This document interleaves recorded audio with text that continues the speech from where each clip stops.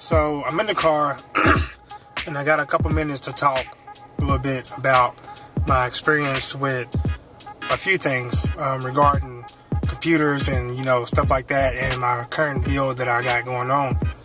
And I wanted to talk about my experience with tube bending. Now, as you all know, I may have completed my Project WetBox build about a week and a half ago or so, and you can find a link to the description, to the video and everything up top in the card. But I wanted to talk about my experience with bending tube. Now, I'm going to talk about two main things really: the ease of bending tube and the difficulty of bending tube.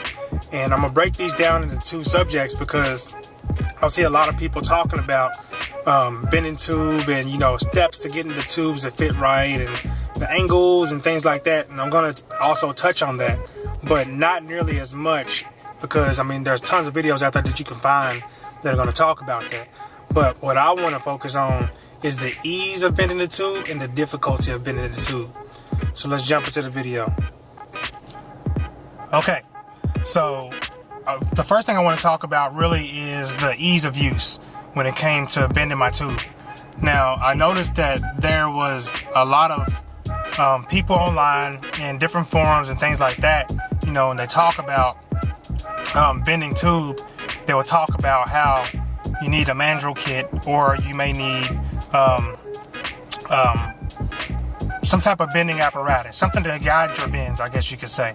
And me personally, while I heard a lot about that, it wasn't necessarily something that I thought would have been useful. So myself, I decided to go ahead and use a bending kit. People told me about the mandrel kits and everything, and while I didn't think it was going to be useful, because a lot of people also tell me that bending tube by hand is probably the easier way to go, I decided to go ahead and purchase a mandrel kit. So I got my tubing. I chose my tubing based off my fittings. I did like the look of the thermaltake fitting. I wanted the RGB flavor in my system, just in case. Even though I was doing a black and white build, I did want the RGB flavor in my system. So what I chose to do was I chose the 16 millimeter outer diameter, 12 millimeter inner diameter tubing. Now, I chose this based off, like I said, the fitting. Also, I wanted a thicker tubing that'll fill out my case. I don't like the thinner tubing personally myself. That's just me.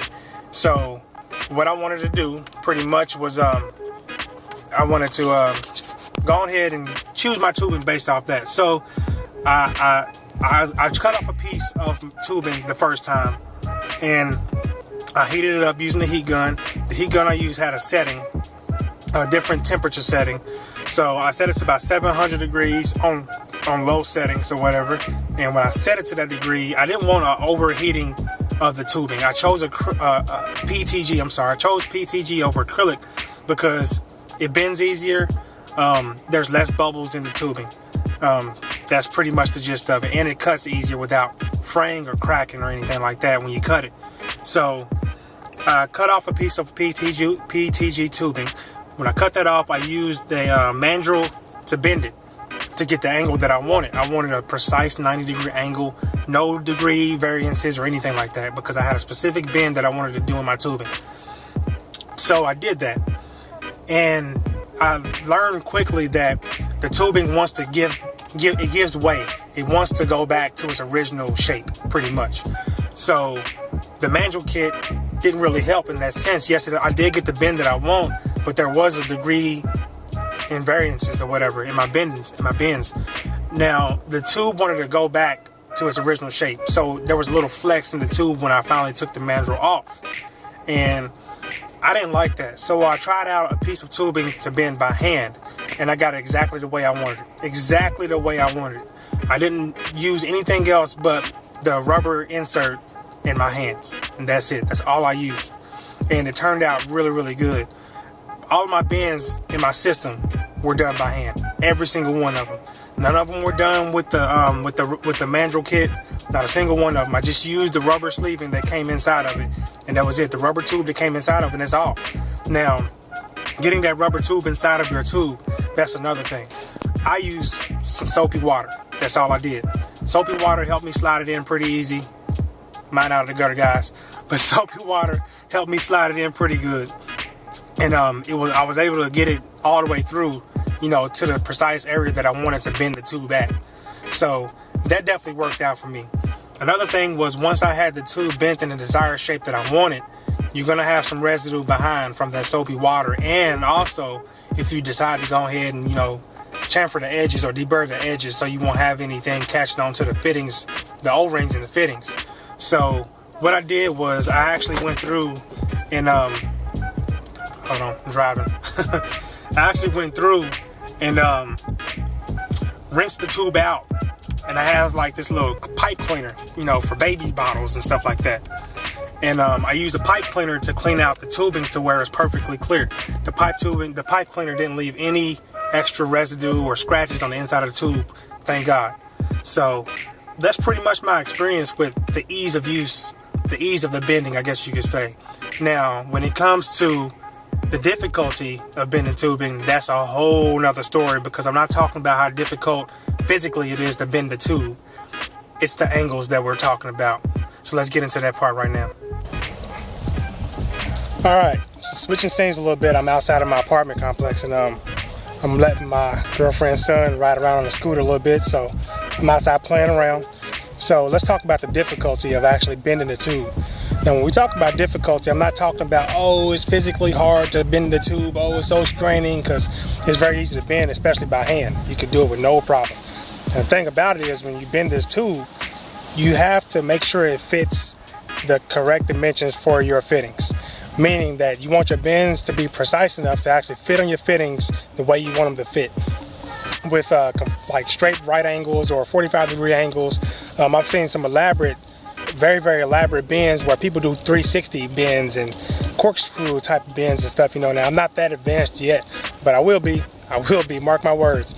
And when it comes down to it, the difficulty that I personally had was mainly getting my bends correct, as far as making my bends the correct dimensions to fit where I have my fittings out on my radiator or my reservoir or my pump or anything like that. I had trouble with two fittings. Two of my fittings were, well, not fittings, but two of my bends themselves, the tubes themselves. The tubing was pretty, let's say, tough, I guess you could say. The bends that I was trying to accomplish were pretty advanced, and like I said, I'm not that advanced yet, and they were pretty advanced, and I couldn't get it done. But I tried my damnedest, you know, and I actually got the bends and stuff correct. It's just when it comes down to it, you want your bends to look good, you want your bends to be precise also, and you want your bends to be good enough to where your fittings will fit inside, well, will fit within the tolerances of your case, you know. You don't want your bends to be like, I guess you could say, just barely on there, because you're gonna have leaks, and that's just the way it works. You know, you're gonna have your leaks, you're gonna have things go wrong, you're gonna have to redo your bends or waste a complete piece of tubing. And that's the last thing I want to do, because I only bought one pack of 4, but there were 1,000 millimeter pieces of tubing, you know, 4 1,000 millimeter pieces. So I had a lot to work with for my first build. Now, granted, the difficulty I had was literally only with getting my tubes bent at the correct angles and in the right dimensions to where things would actually work out the way I want them to work out. Difficulty when it comes to bending the tubes is not hard. Like I said, you could bend them with your hand, no problem. I didn't need a mandrel kit like I thought I would. I wasted money on it. I didn't actually waste money, you know, as far as like getting something that I may potentially need down in the future, but I bent the tubes with by hand. Everything in my build is built by hand, you know, all the tubing and everything.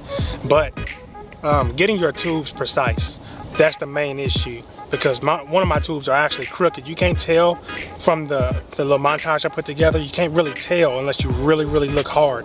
And I'll post a link to that up here.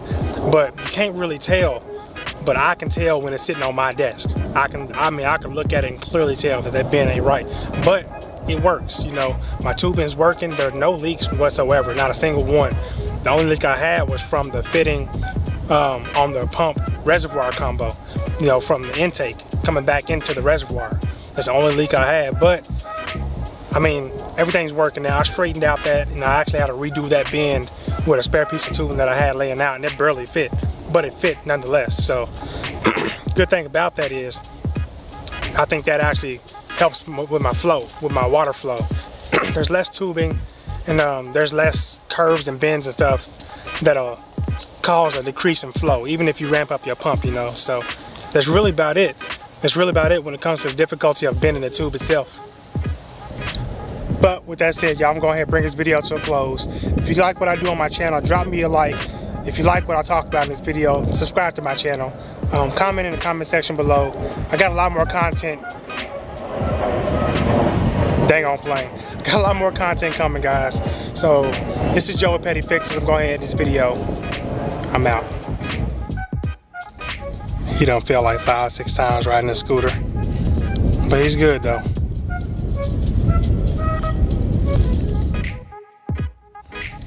Came outside, sat on the park bench. Looks like somebody left a fidget spinner out here. I mean, I'll take it. Somebody left me a treat. It's just when it comes to actually wanting your things to be precise and the bends to be appropriate and the bends to be. What's up, man? Where you going at? Okay. Just make sure I'm gonna be out here, man. Make sure you come back out here, okay? All right.